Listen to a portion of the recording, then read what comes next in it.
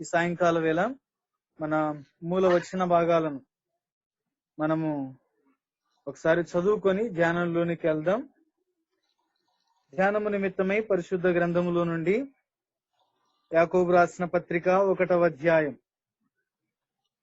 4వ వచనాన్ని నేను చదువుతాను, దయచేసి గమనించండి. 1:4 మీరు సంపూర్ణులను అనునాంగులను ఏ విషయములోనూ కొదవలేని వారనే ఉండునట్లు ఓర్పు తన క్రియను కొనసాగింపనీయుడి. మీరు సంపూర్ణులను. అలాగే 22వ వచనం, మీరు వినువారు మాత్రమైంది మిమ్మల్ని మీరు మోసపుచ్చుకొనకుండగా వాక్య ప్రకారం ప్రవర్తించు వారునై ఉండుడి. వచనం కూడా చదువుదాం. దేవుని యొక్కయు ప్రభువైన యేసు క్రీస్తు యొక్కయు దాసుడైన యాకోబు అన్య దేశముల యందు చెదరి ఉన్న 12 గోత్రముల వారికి శుభమని చెప్పి వ్రాయునది. దేవుడు ఈ వచ్చిన భాగాలను దీవించినట్లుగా చిన్న మాట ప్రార్థన చేసుకుందాం. ప్రార్థన చేసుకుని వాక్యాన్ని ధ్యానం చేద్దాం.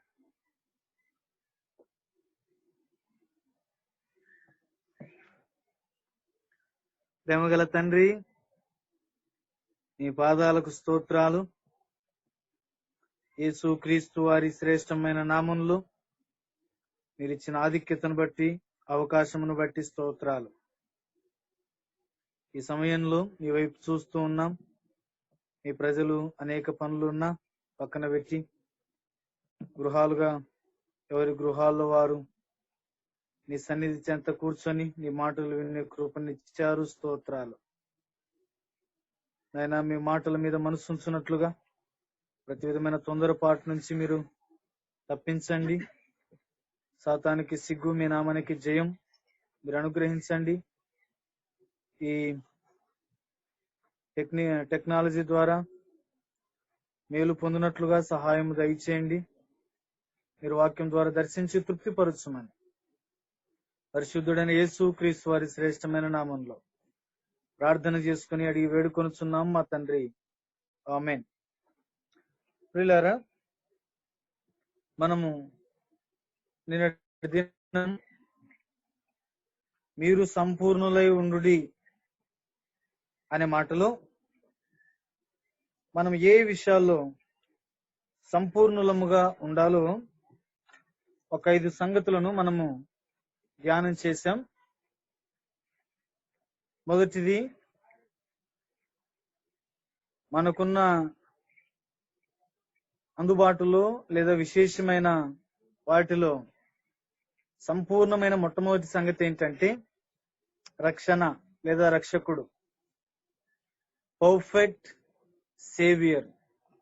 సంపూర్ణంగా రక్షించుటకు శక్తిమంతుడే ఉన్నాడు అని హెబ్రీ 7:25 చదివాం. రెండవది, 2 కొరింథీ 13:9 ప్రకారం సంపూర్ణుల మగుటకు ప్రార్థన చేస్తున్నాడు, పర్ఫెక్ట్ సప్లికేషన్.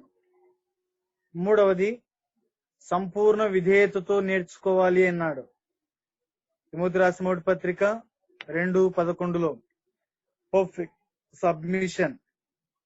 నాలుగవది, నీ పరిచర్య సంపూర్ణంగా జరిగించుము, పర్ఫెక్ట్ సర్వీస్. 2 తిమోతి 4:5. ఐదవది, కొలస్సీ 1:24 ప్రకారం క్రీస్తు పడిన పాటలలో మిగతా వాటిని నా శరీరమందు పూర్ణముగా నేను జరిగిస్తున్నాను, భరిస్తున్నాను అని పౌలు చెప్పాడు, పర్ఫెక్ట్ సఫరింగ్. అది 5వది. 6వది అలా నోట్ చేయండి, తెస్సలోనికీయులకు రాసిన మొదటి పత్రిక 5వ అధ్యాయం 23వ వచనం, సమాధానకర్తయగు దేవుడే మిమ్మును సంపూర్ణంగా పరిశుద్ధపరచును గాక, పర్ఫెక్ట్ సాంక్టిఫికేషన్. దేవుడు మనల నుంచి కోరేది ఏంటంటే, దేవుడు మనల్ని ఎలా చూడాలనుకుంటున్నాడంటే పరిపూర్ణమైన పరిశుద్ధులుగా, సంపూర్ణమైన పరిశుద్ధులుగా ఉండాలన్నది దేవుని హృదయాభిలాష. మన పిల్లలు మన విషయంలో గాని, మనం మన పిల్లల విషయంలో గాని, మన తల్లిదండ్రులు మన విషయంలో వారొక ఉన్నతమైన స్థానంలో ఉండాలి అని ఎలా కోరుకుంటారో, అలానే మన పరలోకపు తండ్రి మనందరి ఎడల సామాన్యంగా, సార్వత్రికంగా, సమానంగా కలిగి ఉన్న ఏకైక ఉద్దేశం ఏంటంటే మనమందరము పరిశుద్ధతలో సంపూర్ణులమవ్వాలి అన్నది ఆయన యొక్క ప్రగాఢమైన హృదయ వాంఛ. అంటే తప్పు కాదు. దానికి ఎవరు మనకు సహాయం చేస్తాడంటే సమాధానకర్తకు దేవుడే మిమ్మును సంపూర్ణంగా పరిశుద్ధపరచునుగాక. ఆ మాట చూడండి. కాబట్టి సంపూర్ణంగా ఉండినట్లు కాపాడబడునుగాక. కాబట్టి ఆఖరిది 6వది ఏంటంటే పర్ఫెక్ట్ సాంక్టిఫికేషన్. తదుపరి మీరు ధ్యానం చేయండి. పరిశుద్ధాత్మ దేవుడు మరికొన్ని తలంపులు సమృద్ధిగా ఇస్తాడు. రండి మన భాగంలోనికి వెళ్దాం. ఇప్పుడు మనం ధ్యానం చేసే అంశం ఏంటంటే, సో యాకోబు రాసిన పత్రికలో మొదటి అధ్యాయాన్ని మనం ఆరంభిస్తున్నాం. సో మొదటి అధ్యాయంలో మనం తీసుకున్న టైటిల్ ఏంటండి? Patience in trials or temptations. శోధనలో మనము సహనాన్ని కలిగి ఉండాలి అని మనము ఈ భాగానికి టైటిల్ తీసుకున్నాం. మొదటి అధ్యాయం మనకి ఏం జ్ఞాపకం చేస్తుందంటే, శ్రమలు లేదా శోధనలలో మనము సహనాన్ని కలిగి ఉండాలి. Patience in temptations or trials. ఇందులో మొదటి వచనాన్ని మనం చదివాం. మరలా ఒకసారి చదువుతాను. దేవుని యొక్కయు ప్రభు అయిన యేసు క్రీస్తు యొక్కయు దాసుడైన యాకోబు అన్య దేశముల యందు చెదిరి ఉన్న 12 గోత్రముల వారికి శుభమని చెప్పి వ్రాయునది. ప్రియులారా, ఈ వచనాన్ని ఇప్పుడు మనం గమనిద్దాం. దానికంటే ముందుగా ఈ మొదటి అధ్యాయంలోనే కాదు, ఈ 5 అధ్యాయాలలో సామాన్యంగా 3 విషయాలు మనం నేర్చుకోబోతాం. 3 విషయాలు మనం గమనిద్దాం. మొదటిది ఏంటంటే ప్రతి అధ్యాయానికి సంబంధించిన విషయము. అంటే ఆ అధ్యాయం అంతట్లో ఒక్క మాటలో మనం ఏమని చెప్పొచ్చు, విషయాన్ని మనం గమనిస్తాం. రెండవది, ప్రతి అధ్యాయానికి సంబంధించి విభజన మనం చూస్తాం. ఒకటవది విషయము, రెండవది విభజన, ఇక మూడవది వివరణ చూస్తాం. ప్రతి అధ్యాయాన్ని దాదాపుగా దేవుడు మనకు అనుగ్రహించిన తలంపులను మనం పంచుకోవడానికి, సో ఆ విషయాలన్నీ కూలంకషంగా మనము ధ్యానము చేయడానికి ప్రయత్నం చేద్దాం. మొదటిది ప్రతి అధ్యాయానికి సంబంధించి విషయము, రెండవది విభజన, మూడవది వివరణ. ఇలా ప్రతి అధ్యాయానికి మనం గమనిద్దాం. ఇప్పుడు మొదటి అధ్యాయాన్ని మనం ధ్యానం చేస్తున్నాం. మొదటి అధ్యాయంలో ఉన్న విషయం ఏంటంటే మనము శ్రమ లేదా శోధనలో సహనము కలిగి జీవించుట. శ్రమ లేదా శోధనలో మనము సహనం కలిగి జీవించుట అనే మాటను మనం గమనిద్దాం. సో ఇందులో విభజన మనం చూడడానికి ప్రయత్నం చేద్దాం. జాగ్రత్తగా నోట్ చేయండి. ఒకదాని తర్వాత ఒకటి వివరణలో మనం చూస్తాం. సో విభజన చెప్తున్నాను. ఇందులో 27 వచనాలు ఉన్నాయి. 27 వచనాలను 6 భాగాలుగా మనం విభజించుకోవడానికి ప్రయత్నం చేద్దాం. మొదటిది, సో గుర్తించండి, మొదటి వచనం ఒక భాగం. మొదటి వచనం ఒక్కటి ఒక భాగం. తర్వాత 2 నుంచి 4 వచనాలు ఒక భాగం. 2 నుంచి 4 వచనాలు ఒకదాని కింద ఒకటి రాసుకోనండి. మూడవది 5 నుంచి 8 వచనాలు ఒక భాగం, 1 by 1. మొదటి వచనం ఒకటి, దాని కింద 2 నుంచి 4 వచనాలు ఒక భాగం, మూడవ భాగం 5 నుంచి 8 వచనాలు ఒక భాగం, నాలుగవది 9 నుంచి 11 వచనాలు ఒక భాగం, ఐదవది 10 నుంచి 18 వచనాలు ఒక భాగం, ఆఖరిది 19 నుంచి 27 వరకు ఒక భాగం. ఈ విభజనలో మనం దాదాపుగా పారాగ్రాఫ్ ను బేస్ చేసుకొని, మనం అందులో ఉన్న కీవర్డ్స్ ని బేస్ చేసుకొని, అందులో ఉన్న కంటెంట్ మిస్ కాకుండా మనం విభజించుకుంటూ వచ్చాం. ఇప్పుడు ఈ విభజనలకు సంబంధించి టైటిల్స్ ఇక్కడే రాసుకుందాం. మొదటి వచ్చిన ఒకటి ఒక భాగం అన్నాం కదా, దీనికి ఒక పేరు పెడదాం. The preface of return letter వ్రాయబడిన పత్రిక యొక్క ఉపోద్ఘాతం లేదా ముందు మాట లేదా పరిచయ వాక్కు, ప్రీఫేస్, ముందు మాట. రెండవది 2-4 వచనాలలో ద పేషెన్స్ ఇన్ వర్క్, క్రియలో మనము కలిగి ఉండవలసిన ఓర్పు, క్రియలో ఓర్పు. Patience in work. Number 1 preface of the return letter. రెండవది పేషెన్స్ ఇన్ వర్క్. మూడవది 5-8 వచనాలని చెప్పాను. ప్లీడింగ్ ఫర్ విజ్డమ్, జ్ఞానము కొరకైన విజ్ఞాపన, జ్ఞానము కొరకైన విజ్ఞాపన. ఇక 4వది 9-11 వచనాల్లో perishing of wealth, perishing of wealth, ధనము నశించుట, లేకపోతే నశించేటువంటి ధనం, నశించేటువంటి ధనవంతులు అని ఏదైనా చెప్పొచ్చు, రిచ్ పీపుల్. అది 4వది పెరిషింగ్ ఆఫ్ వెల్త్. 5వది 10-18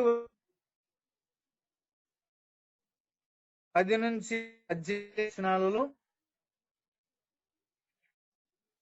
the product of wicked desire. సరే మన్నించండి, 9-12 వరకు రాసుకోనండి. 9-12. 4వది 9-12 పెరిషింగ్ ఆఫ్ వెల్త్, క్షీణించిపోయేటువంటి ధనము, నశించిపోయే ధనము. తర్వాత 12-18, మన్నించండి, 12-18 the product of wicked desire, the product of wicked desire, దుష్ట కోరిక యొక్క ఉత్పత్తి, దురాశ యొక్క ఫలితం అనొచ్చు, దురాశ యొక్క ఫలితం. అది 5వది. ఇక ఆఖరిది 6వది 19-27 వచనాల్లో the power of word of God, దేవుని వాక్యం యొక్క శక్తి, దేవుని వాక్యం యొక్క శక్తి. కాబట్టి విభజన అందరూ ఫాలో అయ్యారని నేను అభిప్రాయపడుతున్నాను. మరలా ఒకసారి టూకీగా చెప్తాను. ఇవన్నీ మనం గుర్తుపెట్టుకోవడానికి P followed by W, PW అక్షరాల చేత ఆరంభించబడతాయి. ఉదాహరణకు preface of return letter PW. So అన్నిటిని ఒకసారి చెప్తాను, గుర్తించుకోండి. So preface of return letter, వ్రాయబడిన పత్రిక యొక్క ముందు మాట. పేషెన్స్ ఇన్ వర్క్, క్రియలో సహనం. ప్లీడింగ్ ఫర్ విజ్డమ్, జ్ఞానము కొరకైన విజ్ఞాపన. పెరిషింగ్ ఆఫ్ వెల్త్, క్షీణించే ధనం. 5వది ప్రోడక్ట్ ఆఫ్ వికెడ్ డిజైన్, దురాశ యొక్క ఉత్పన్నం. Power of word of God, వాక్యం యొక్క శక్తి. ఇది 2వది. 1వది విషయం మనం చూసాం, 2వది విభజన మనం చూసాం. ఇక 3వది వివరణ మనం చూడడానికి ప్రయత్నం చేద్దాం. వివరణ రండి.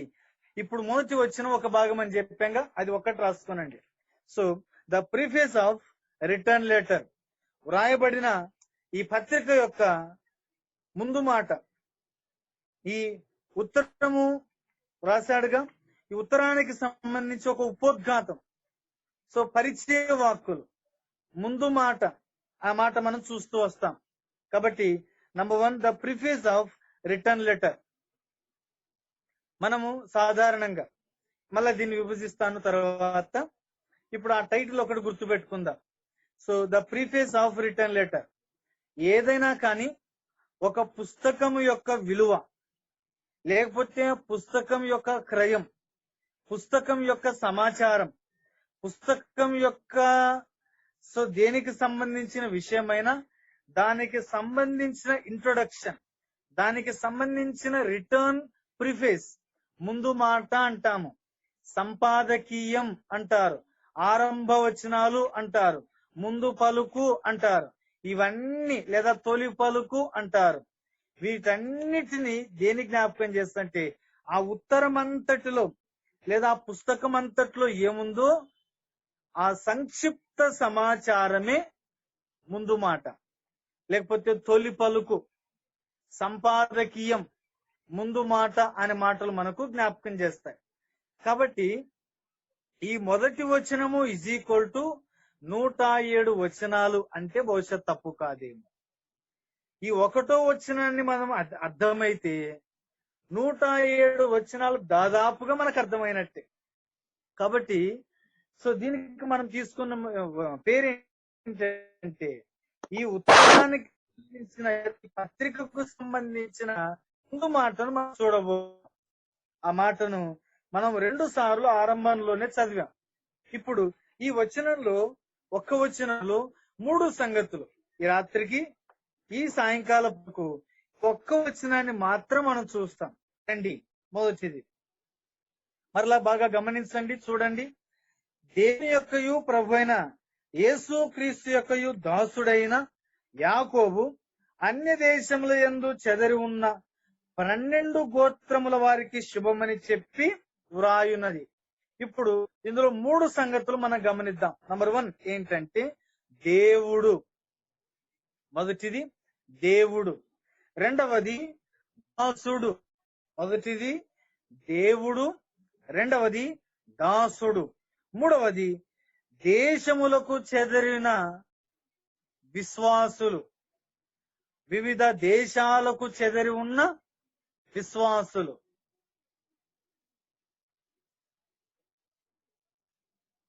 గుర్తించారా?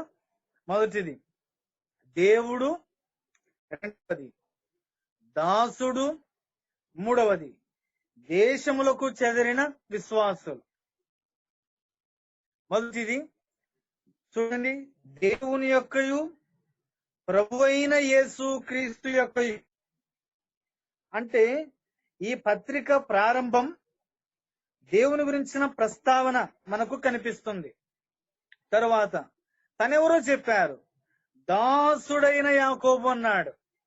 దేవుడు, రెండవది దాసుడైన యాకోబు, ఇక మూడవది అన్య దేశంలో ఎందుకు చెదిరి ఉన్న 12 గోత్రముల వారికి శుభమని చెప్పి వ్రాయునది అన్నాడు. ఈ 3 మాటలు మనం గమనిద్దాం. మొదటిది ఇప్పుడు రాసుకునండి, దేవుడు అని. దేవుని ఏమని సంబోధించాడో మనం గమనిద్దాం. దేవుని యొక్కయు ప్రభువైన యేసు క్రీస్తు యొక్కయు.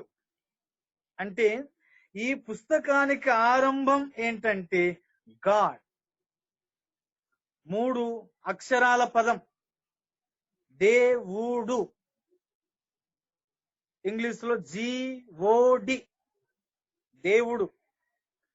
చాలా సార్లు చాలా మంది ఇలా ప్రశ్నిస్తారు, దేవుడు ఆడున్నాడు, దేవుడు ఎక్కడున్నాడు, దేవుని చూపించండి అని.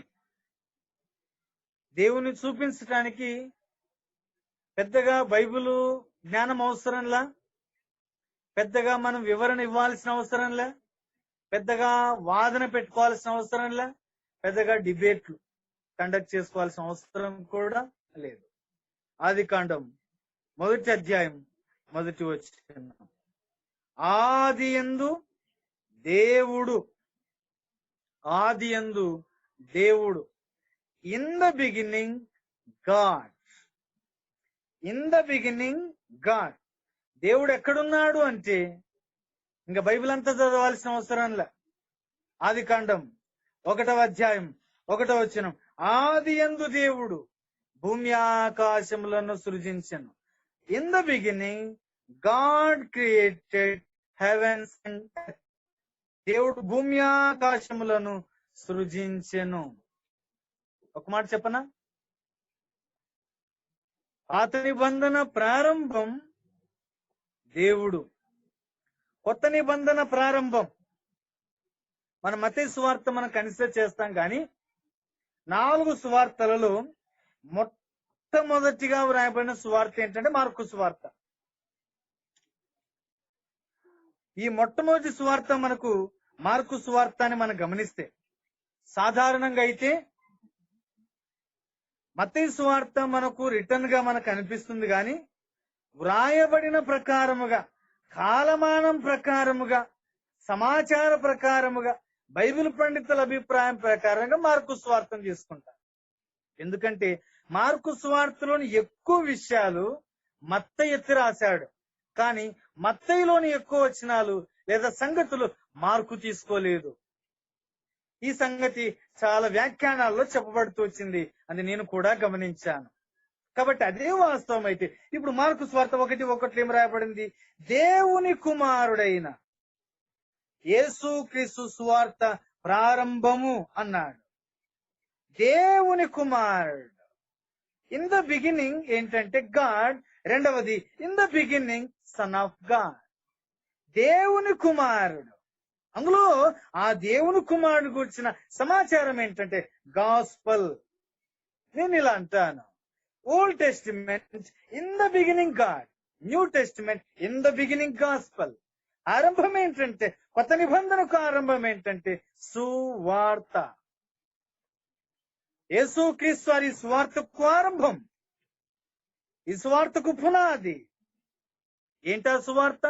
కొరింథీయులకు రాసిన మొదటి పత్రిక 15వ అధ్యాయం మొదటి 3 వచనాల్లో, నేను ఉపదేశించిన ఉపదేశ సారమేమనగా యేసుక్రీస్తు వారు ఆయన సమాధి చేయబడ్డాడు, సిలువ వేయబడ్డాడు, సమాధి చేయబడ్డాడు, ఆయన తిరిగి లేచాడు. అదే సువార్త సారాంశం. కొత్త నిబంధన ఈజ్ ఈక్వల్ టు యేసుక్రీస్తు వారి యొక్క సువార్త. అసలు సువార్త అంటే యేసుక్రీస్తు, యేసుక్రీస్తు వారు అంటే సువార్త. God is nothing but gospel, gospel is nothing but God. దేవుడు అంటే సువార్త, అదే రక్షణ సువార్త. కాబట్టి యాకోబు రాసిన పత్రిక 1వ అధ్యాయం 1వ వచనం మనకి ఏం జ్ఞాపకం చేస్తుందంటే, ఇన్ ద బిగినింగ్, ఆరంభం ఏంటంటే దేవుడు, దేవుని యొక్కయో ప్రభు అయిన యేసుక్రీస్తు యొక్కయో. This letter, this epistle started with God. ఈ ఉత్తరం, ఈ పత్రిక దేవునితో ఆరంభించబడింది. ఎంత శ్లాఘనీయం. కాబట్టి మన జీవితంలో ప్రతిదీ, మన జీవితం, మన దినం, మన క్రియలు, మనది ఏదైనా కానీ దేవునితో ఆరంభించబడ్డం ఆశీర్వాదకరం. కాబట్టి మొట్టమొదటిది ఏంటంటే దేవుడు, దేవుని యొక్కయు ప్రభు అయిన యేసుక్రీస్తు యొక్కయు. రెండవది, మొదటిది దేవుడులో మనం గమనించేది ఏంటంటే తండ్రి అయిన దేవుడు, కుమారుడైన యేసుక్రీస్తు వారు. వీరిని ఎలా గుర్తించాడు అంటే ఆరంభంలో ప్రభు అని గుర్తించాడు. James recognize Jesus Christ is Lord, the God the Father is Lord. తండ్రి అయిన దేవుడు, కుమారుడైన యేసుక్రీస్తు వారు ప్రభు అని గుర్తించాడు. కాబట్టి ఇందులో మనం గమనించే సంగతి ఏంటంటే దేవుడు అన్న మాటలో తండ్రి అయిన దేవుడు, కుమారుడైన దేవుడు ప్రభువుగా గుర్తించినాడు. అది చెప్పదలుచుకున్న మాట. అందుకోసం ఏమన్నాడంటే దాసుడైన యాకోబు అన్నాడు. కాబట్టి he recognized lordship, he accept lordship. So ప్రభువు యొక్క ప్రభుత్వానికి అంగీకరించాడు. కాబట్టి ఇక్కడ 3 సంగతులు చెప్తాను. ప్రభు ప్రభు ప్రభు ప్రభు అని ఆరంభం మొదలుకొని అంతం వరకు కొనసాగించాడు. ప్రియులారా, గమనించవలసిన సంగతి ఏంటంటే ఈ యాకోబు రాసిన పత్రికలో, ఒక్క పత్రికలో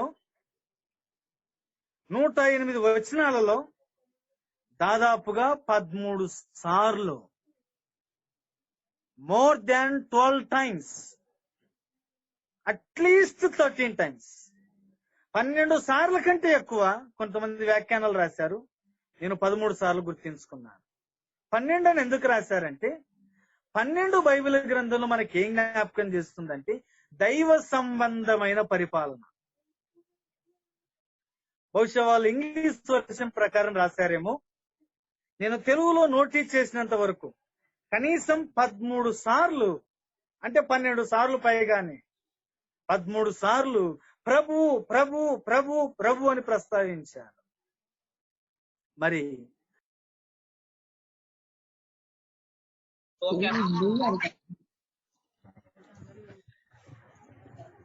మంచిది. ప్రియులారా, ఓకేనా? రైట్. సో మంచిది ప్రియులారా. మొదటి వచనంలో 3 భాగాల్లో దేవుడు అన్న మాటలో యాకోబు దేవుణ్ణి ఎలా గుర్తించాడంటే ప్రభువుగా గుర్తించాడు, ప్రభువు అని గుర్తెరిగాడు. అందుకోసమే ఈ ఒక్క పత్రికలో దాదాపుగా 12 సార్లు పైగా, ఖచ్చితంగా చెప్పాల్సి వస్తే 13 సార్లు ప్రభువు ప్రభువు ప్రభు అని ప్రస్తావించాడు.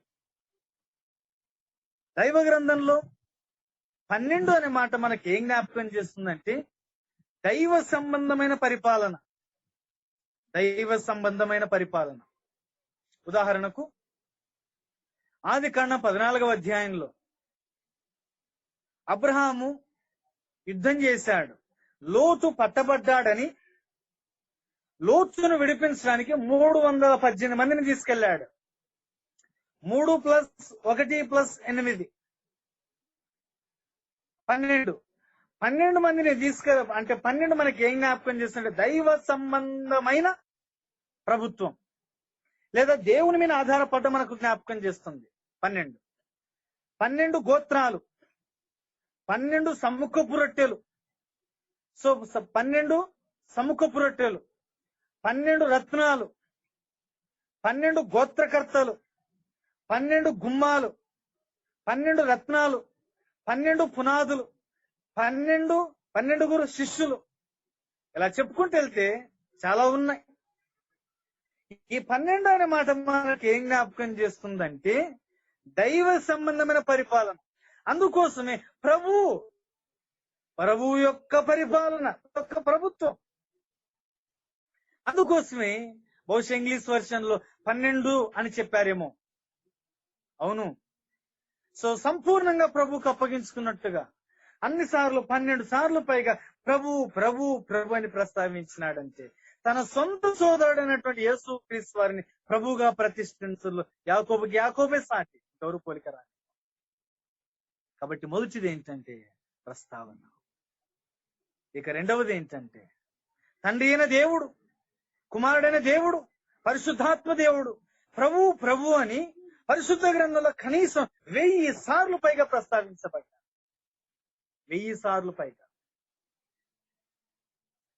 ఆయన ప్రభువు. ఉదాహరణకు తండ్రి అయిన దేవుడు ఆదికాండం 15వ అధ్యాయం, ఆదికాండం 15వ అధ్యాయం 2వ వచనం. ఆదికాండం 15వ అధ్యాయము 2వ వచనం. అందుకు అబ్రాము ప్రభు అయిన యెహోవా.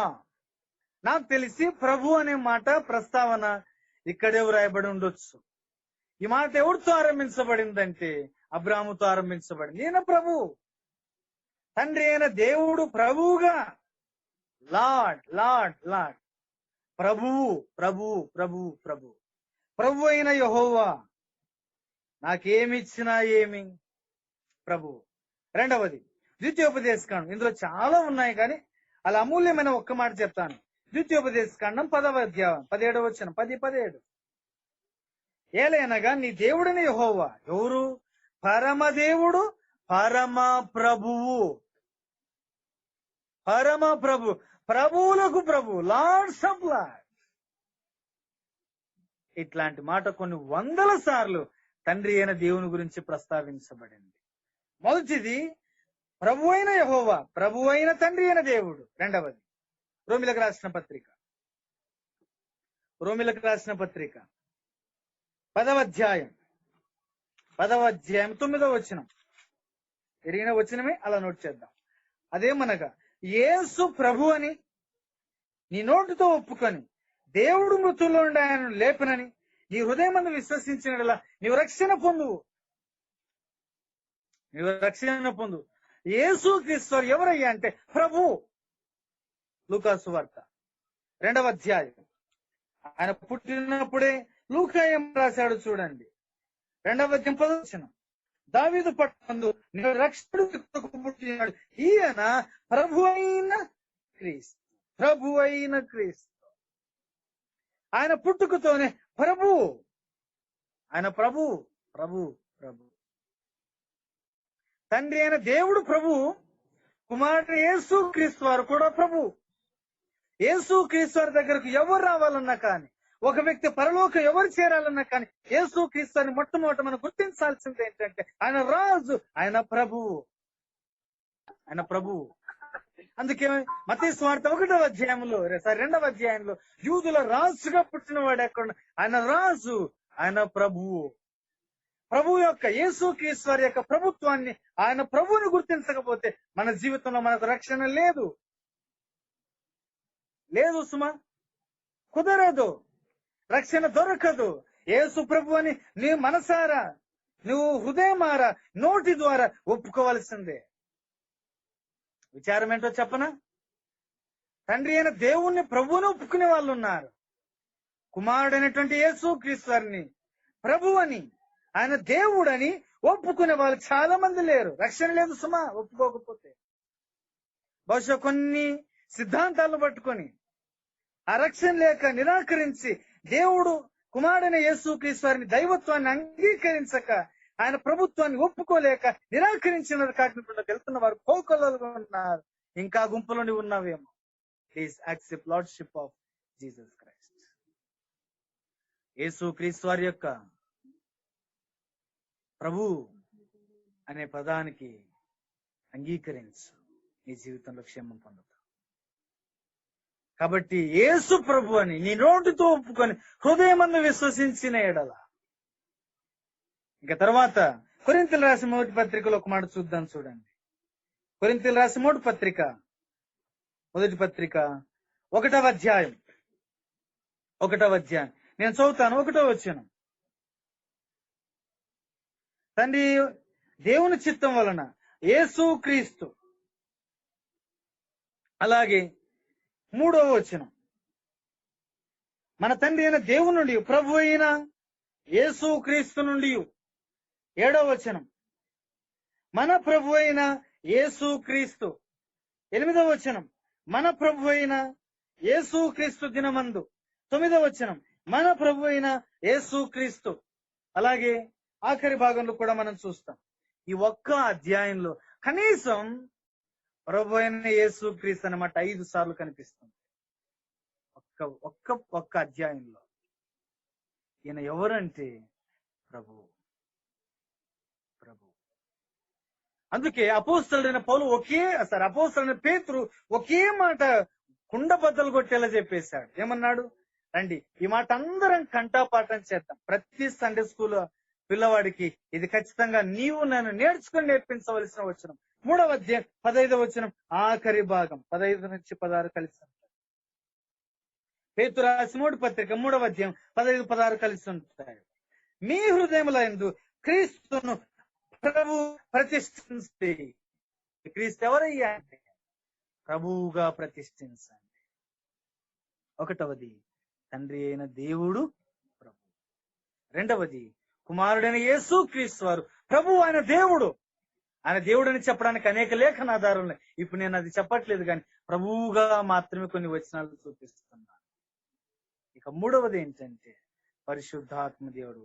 తన ఒక వచనం చూసి మనం ముందుకు వెళ్దాం. 2 కొరింథీయులకు రాసిన మొదటి పత్రిక, 2వ పత్రిక 3వ అధ్యాయం 17వ వచనం. 3:17. 3:10. ప్రభువే ఆత్మ, ప్రభు యొక్క ఆత్మ ఎక్కడ ఉండునో అక్కడ స్వాతంత్రము ఉండును. 3వది ఏంటంటే ప్రభువే ఆత్మ, ప్రభు యొక్క ఆత్మ, పరిశుద్ధాత్మ దేవుడు ప్రభు. నేను ఒక మాట చెప్పనా? త్రిత్వమైన దేవుణ్ణి గుర్తించటానికి ఒక్క ఉదాహరణ ఏంటంటే ప్రభు. ఒక్క ఉదాహరణ. ఇట్లాంటి వందల ఉదాహరణలు దేవుడు మనకు రాసించాడు. కొద్దిమంది త్రిత్వాన్ని అంగీకరించలేరు. ఆరంభంలోనే గుర్తించాడు యాకోబు, దేవుని యొక్కయో యేసుక్రీస్తు యొక్కయో, యేసుక్రీస్తు యొక్క దాసుడు, ప్రభు అయిన యేసుక్రీస్తు అని చెప్పాడు. ప్రభువుగా గుర్తించాడు. 3 విషయాలు. 1, తండ్రి అయిన దేవుడు ప్రభువుని గుర్తించాడు. 2వది కుమారుడైన యేసుక్రీస్తు వారు ప్రభువుని గుర్తించాడు. మూడవది పరిశుద్ధాత్మ దేవుణ్ణి ప్రభువుగా గుర్తించాడు. వీరిని ప్రభువుగా గుర్తించకపోతే మన జీవితంలో ఎన్ని చేసినా మనకు రక్షణ రాదు, మన రక్షణ పొందలేము, పొందచాల. ఇంకా యేసుక్రీస్తు వారిని రక్షకునిగా అంగీకరించకుండా నీకు ఏ సందేహం ఉందో నేను ఎరగను, కానీ కనీసం నమ్ము, తర్వాత ఆలోచించి పరిశుద్ధాత్మ దేవుడే సాయం చేస్తాడు. ఆయన త్రిత్వం, ఆయన ఒక్కడు తండ్రి, కుమార, పరిశుద్ధాత్మ దేవుడు. ఎవరి కాలంలో వారి కార్యాలు చేశారు, విశేషంగా రక్షణ కార్యాన్ని జరిగించారు తన కుమారుని యేసుక్రీస్తుని బట్టి. ఆయన ప్రభువుగా అంగీకరించు. నీ హృదయంలో యేసుక్రీస్తు వారిని ప్రభువుగా ప్రతిష్ఠిస్తే నీ జీవితం ధన్యం, లేకపోతే దౌర్భాగ్యం. చెప్పదలుచుకున్న మాట ఏంటంటే, మీ హృదయంలో క్రీస్తును ప్రభువుగా ప్రతిష్ఠించుకోండి. ఇది ఒకటవది. మీరు అనుమతిస్తే, మీకు ఒప్పుకుంటే, యాకోబు తన పత్రికలు 13 సార్లు చెప్పాడు కదా. ఈ మాట మనకి ఏం జ్ఞాపకం చేస్తుందంటే, ప్రభు అనే మాటలో ఒక 5 సంగతులు, అంటే 2-3 విషయాలకు కోయిన్సైడ్ అయ్యే మాటలు ఉన్నా, అయితే సాధారణంగా కలిపి అన్నిటిని కలిపి ఒక 6 సంగతులు అలా నోట్ చేస్తాను. యాకోబు పత్రికలో ప్రభు అయిన యేసుక్రీస్తు లేదా ప్రభువుగా ఉన్న త్రిత్వమైన దేవుడు ఏం చేశాడో, ఏం విషయాలు జ్ఞాపకం చేస్తున్నాడో ఒక 5-6 సంగతులు మనం చూడడానికి ప్రయత్నం చేద్దాం. మొదటి, ప్రభు అయిన యేసుక్రీస్తు యొక్క దాసుడు. మొట్టమొదట ప్రభు అనే మాట ఇక్కడ ప్రస్తావించబడింది. ఇదేం మనకు జ్ఞాపకం చేసిందంటే, ఒకప్పుడు యాకోబు కూడా దేవునికి దాసుడు కాదు. దేవునికి దాసుడు కాకపోతే ఏమైనట్టు? రోమిలకు రాసిన పత్రిక 6వ అధ్యాయం 17వ వచనం, మునుపు మీరు పాపమునకు దాసులై ఉంటుంది. అంటే ఒకప్పుడు పాపానికి దాసులం, ఇప్పుడు నీతికి దాసులం, ఇప్పుడు దేవునికి దాసులం, ఇప్పుడు ప్రభువుకు దాసులం అయ్యాం. అంటే అర్థం ఏంటంటే, ఈ ప్రభువుకు దాసుడు అయ్యా అంటే అర్థం ఏంటంటే, మొదటి ప్రభు అనే ప్రస్తావన మనకి ఏం జ్ఞాపకం చేస్తుంది? రక్షించబడిన వ్యక్తి. కాబట్టి మొట్టమొదట ప్రభు అనే మాట యాకోబు పత్రికలో దేవునికి మన దాసులం అవుతున్నాం, దేవుని ప్రభుత్వానికి ఒప్పుకుంటున్నామని తెలియజేస్తుంది. ఇది మొదటిది, రక్షణ, సాల్వేషన్. రెండవది చూద్దామా? రెండవది యాకోబు పత్రిక 5వ అధ్యాయం 14-15 వచనాలు కలిసి ఉంటాయి. 14-15 వచనం, మీరు ఎవడైనా రోగి అయి ఉన్నాడా? అతడు సంఘ పెద్దలు పిలిపింపవలేను, వారు ప్రభువు నామమున నూనె రాచి అతని కొరకు ప్రార్థన సేవలు. ప్రభువు నామమున, ఆయన ప్రభుత్వాన్ని గనక మనం స్వీకరించగలిగితే, రెండవది ఏం చేసినారు? ప్రభువు నామమున మనము ప్రార్థన చేయాలి. రెండవది సప్లికేషన్.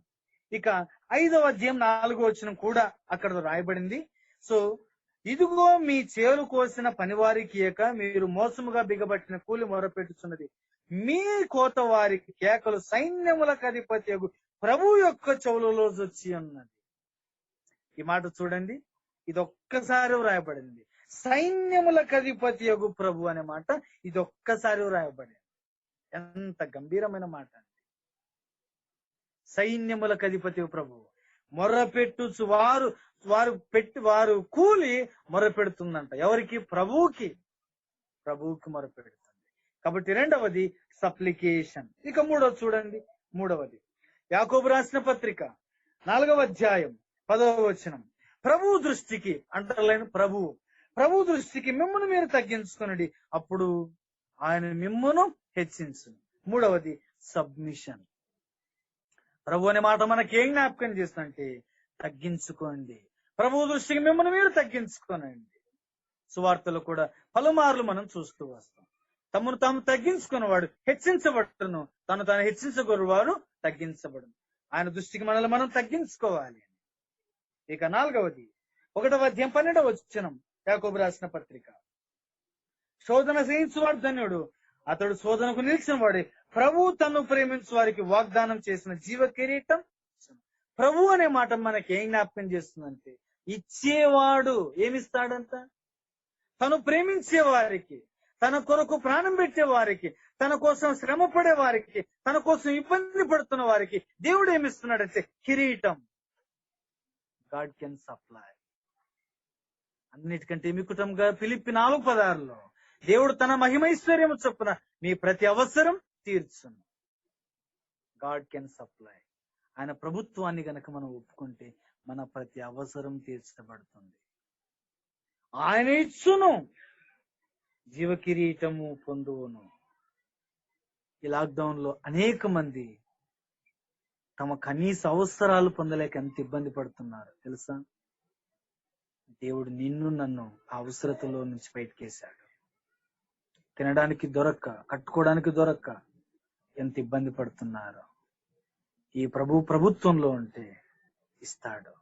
శోధనకు నిలిస్తే, శ్రమ పడితే, తన్ను ప్రేమిస్తే జీవ కిరీటాన్ని ఇస్తాడు. ఈ భౌతిక సంబంధమైన అవసరాలు తీర్చలేడా? ప్రతి అవసరము తీర్చాను. Philippi 4:19. God can supply all our needs. మన అవసరాలన్నీ, not all desires, all needs. ఇక 5వది ఏంటంటే 5:7, యాకోబు 5:7 సహోదరులారా ప్రభువు రాకడకు ఓపిక కలిగి ఉండుడి. ప్రభువు రాకడ, సెకండ్ కమింగ్. అలాగే 8వ వచనం, ప్రభు రాక సమీపిస్తున్నది, సెకండ్ కమింగ్. రాకడలో ఆయన ప్రభుత్వాన్ని గుర్తు చేశాడు.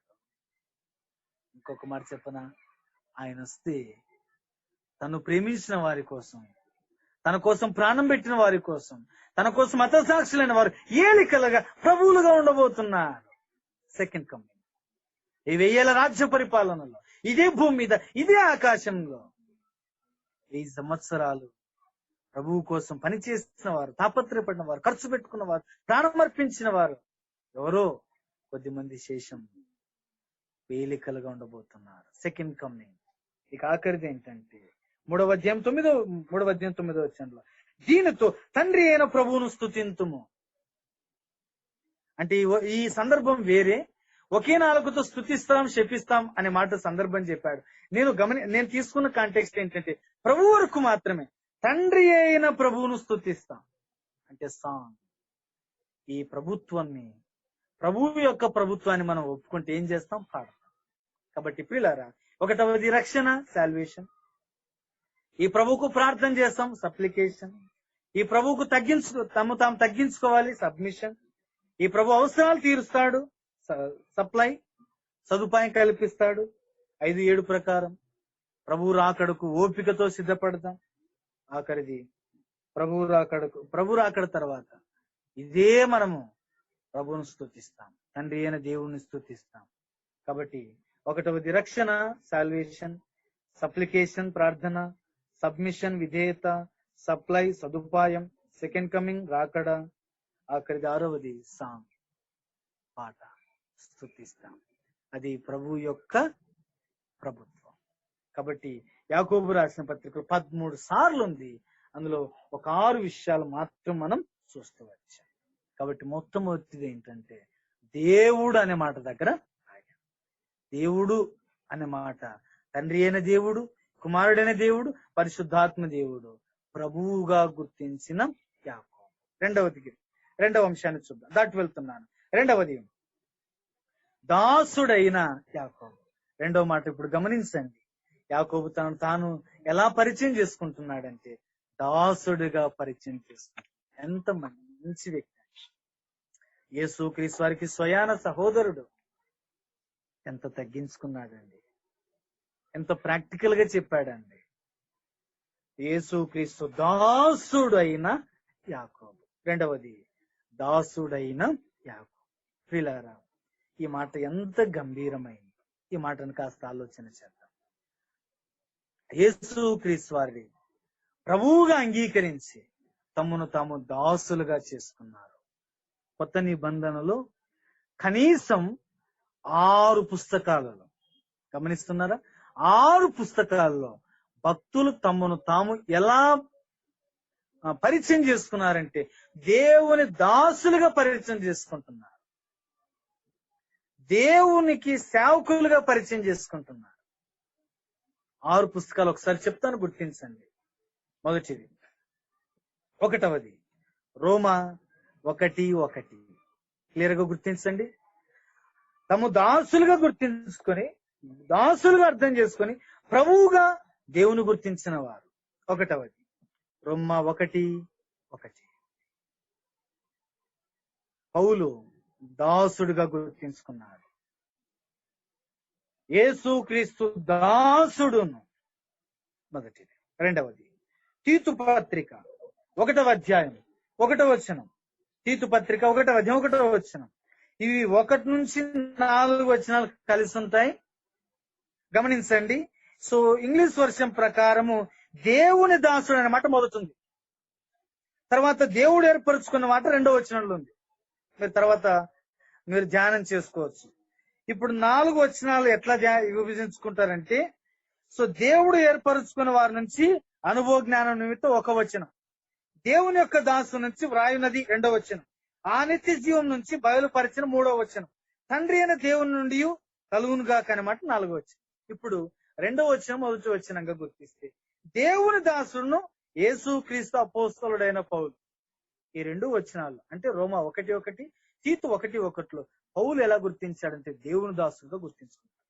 రెండవది పేతురు రాసిన మొదటి పత్రిక 2 పేతురు 1:1లో యేసుక్రీస్తు దాసుడు అని పేతురు తాను పరిచయం చేసుకున్నాడు.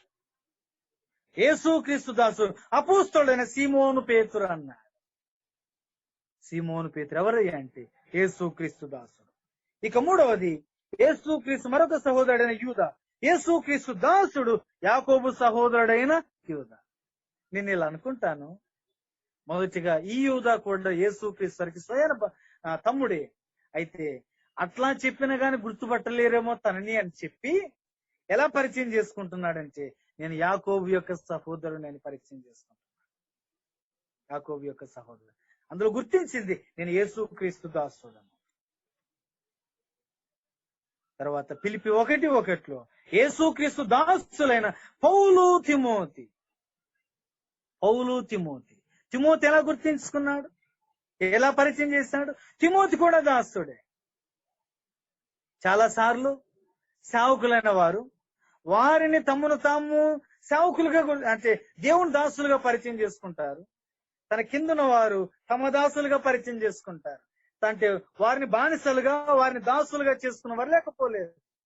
వారిని ఎదగనీయకుండగా, వారిని పరిచయంలో సాగనీయకుండగా నొక్కి పెట్టి, తన్ని పెట్టి అమ్మో చాలా ఇబ్బంది పెడుతున్న వారు లేకపోలేదు. తిమోతి తన ఆత్మీయ కుమారుడైన తిమోతిని దేవుని దాసుడు, నా జతు పనివాడు.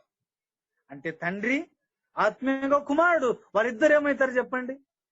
దాసులే. కాబట్టి పౌలు జ్ఞాపకం చేశాడు, పేతురు జ్ఞాపకం చేశాడు, తిమోతి జ్ఞాపకం చేశాడు, తదుపరి యూదా కూడా జ్ఞాపకం చేశాడు.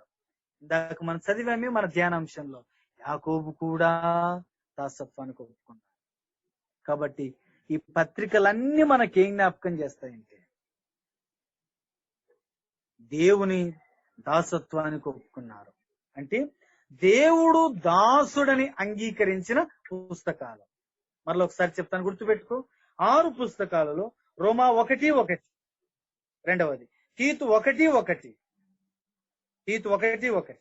మూడవది 2 పేతురు 1:1, నాలుగవది యూదా 1:1, ఐదవది ఫిలిప్పీ 1:1, ఆరవది యాకోబు 1:1. ఇవన్నీ చెప్పి అన్ని 1:1 గుర్తు పెట్టుకుంటే చాలు. కాబట్టి దేవుని దాసులమని పరిచయం చేసుకున్నారు.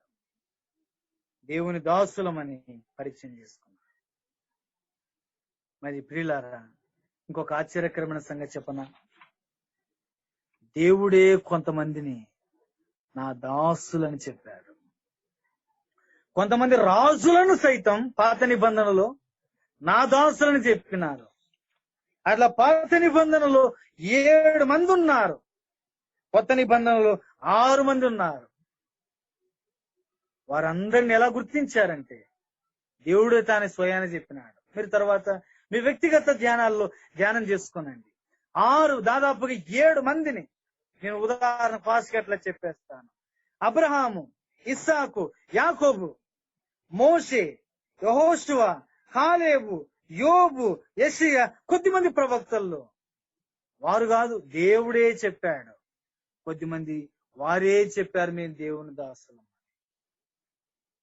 కొత్త నిబంధనకు వస్తే పౌలు, ఎపఫ్ర, తిమోతి, పేతురు, యాకోబు, యూదా అట్టి వారు తమకు దేవుని దాసులమని పరిచయం చేస్తారు.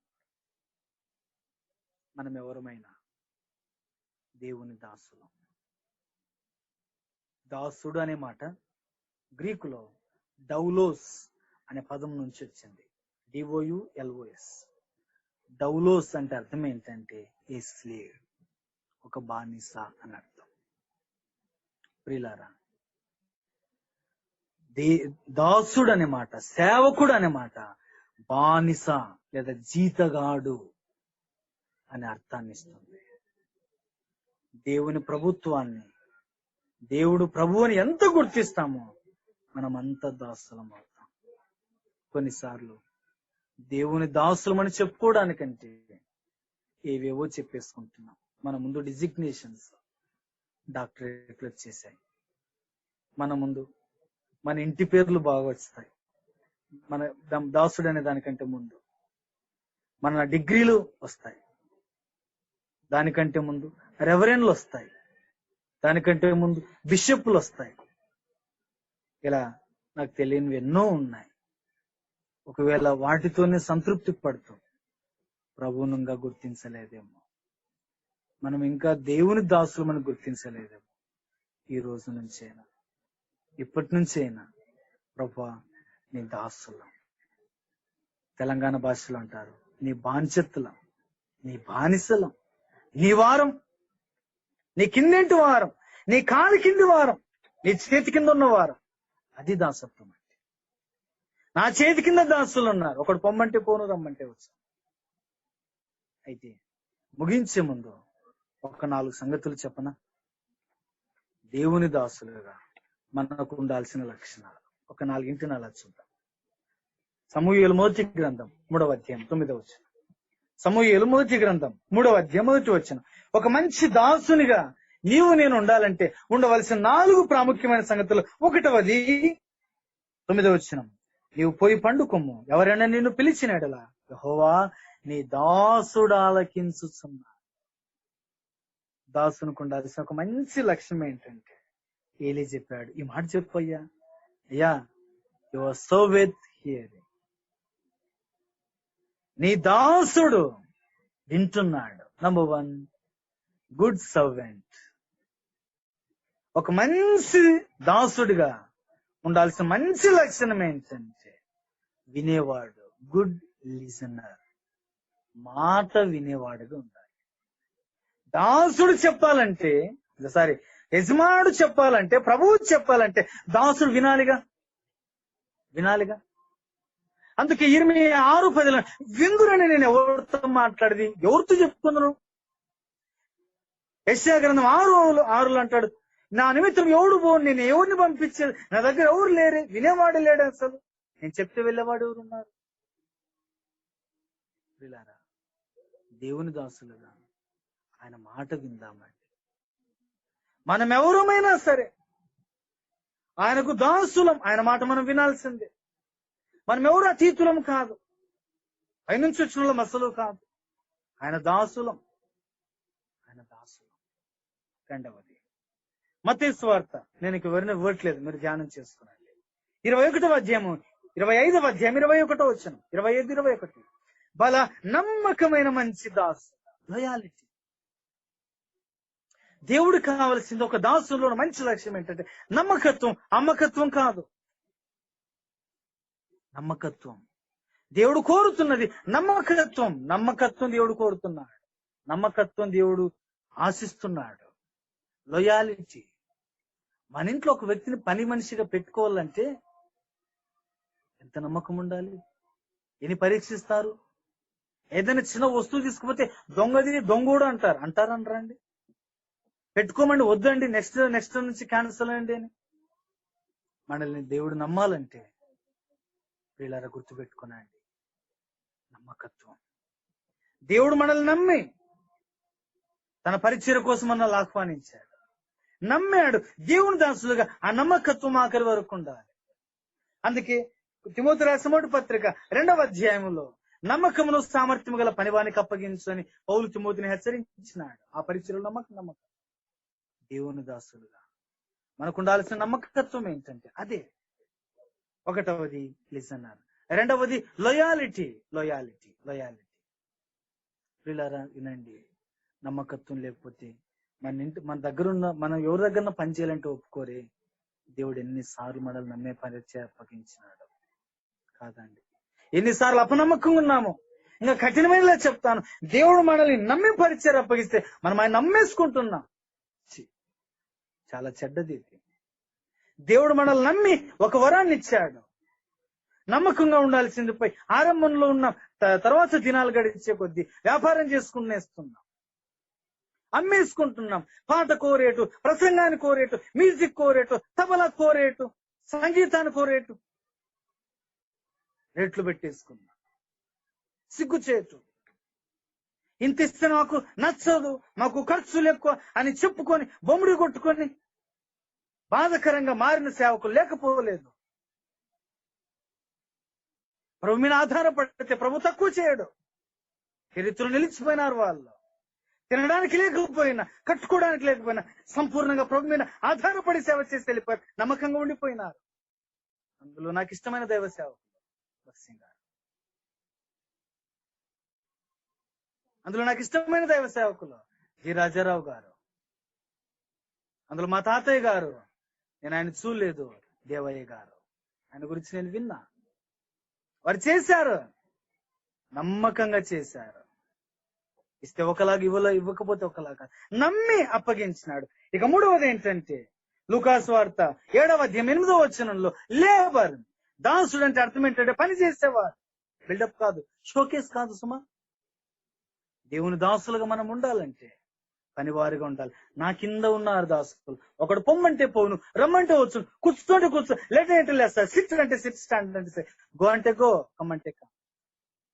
అది దాసులో ఉన్న లక్షణం. లేబర్. నీ చేతికి వచ్చిన ఏ పనైనా నమ్మకంగా చేయి, లోపం లేకుండా చేయి అని చెప్పినాడు. పిల్లరా, పని చేయండి.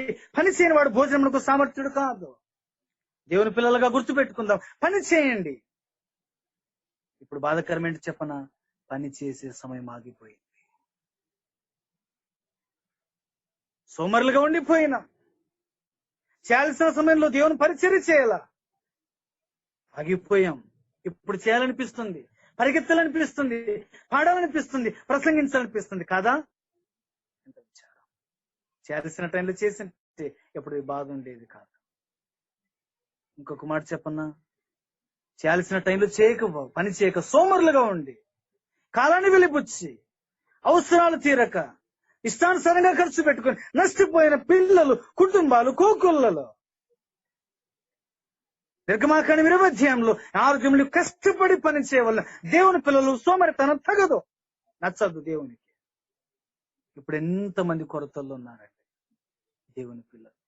ఎంత ఇబ్బంది పడుతున్నారు, ఎంత నలిగిపోతున్నారు, ఎంత కుమిలిపోతున్నారు. ఇప్పుడు పని దొరకదు చేసుకోవడానికి. మేస్త్రి పని చేసేవాళ్ళు, వడ్రంగి పని చేసేవాళ్ళు, సో ఇట్లా తోపుడు పనులు పెట్టుకొని చేసుకునే వాళ్ళు ఇప్పుడు దొరకట్లేదు పని. ఎంత ఇబ్బంది పడుతున్నారు. పని చేసే సమయంలో చేసి, దేవుని వాక్యంలో రాయబడింది, లేవే కాండంలో, సంఖ్యాకాండంలో, ద్వితీయోపదేశ కాండంలో, నువ్వు కొత్త పంట వచ్చును, పాతది ఇంకా మిగిలి ఉండును, పాత దానితో తృప్తి పొందుతావని. అది మిగులు ఉంటే ఈ రోజు దేవుని పిల్లలైన వారు, ప్రజలైన వారు క్షేమాన్ని పొందేవారు. మిగులు మన జీవితాలకు అవసరం. అది లేదు. దాసుల పని చేయలేకపోయా, లేబర్ లేకపోతే, కష్టం లేకపోతే ఆదాయం రాదు సుమా. నో పని, నో మనీ. పని లేకపోతే మనకు సొమ్ము ఎక్కడి నుంచి చెప్పండి? కష్టపడండి. మనకున్న సమయంలో బాగా కష్టపడితే ఇలాంటి సమయాలు వస్తాయని ఎవరు ఊహించినారు చెప్పండి? ప్రమాదం ఎరుగుద్దుమా? ఎరగము కదా. అందుకోసం మనకున్న సమయంలో ఎంత కష్టపడాలంత సోమరులుగా ఉండవద్దు. ఇంకా ఆఖరి మాట ఏంటంటే మత్తయి సువార్త 6వ అధ్యాయం 24వ వచనం, 7వ అధ్యాయం 1వ వచనంలో లవ్, ప్రేమించండి. ఒకరినొకరు దాసులుగా ఉన్నప్పుడు ద్వేషించుకోవద్దు, ప్రేమించండి. ఒకటవది లిజనర్, రెండవది లాయాలిటీ, మూడవది లేబర్, నాలుగవది లవ్. తల వంచండి, ప్రార్థన చేద్దాం. ప్రేమ తండ్రిని కొందనాలు, మీరు అనుగ్రహించిన మీ సమయాన్ని బట్టి స్తోత్రాలు. యాకోబు 1:1 ప్రకారం మీరు దేవుడని, నేను దాసులమని మాకు జ్ఞాపకం చేసి మమ్మల్ని హెచ్చరించి ప్రోత్సాహపరుస్తూ వచ్చిన మీ మాటలకు స్తోత్రాలు. ఇతవైన మాటలు దీవించమని మీరు మహిమ. మా పిల్లలు, మా కుటుంబాలు అవునన్న విశ్వాసంతో ఎంతో ఆశతో వచ్చి నీ మాటలు వింటున్నారు. వారిని తృప్తిపరచాలని మనసారా నమ్మి స్తుతిస్తూ మీకు అప్పగించు. మా పిల్లల అక్కర్లు కొరతలు తీర్చి మహిమ. మా ప్రాణప్రియుడు, మా రక్షకుడైన యేసు క్రీస్తు వారిని అడుగుచున్నాము.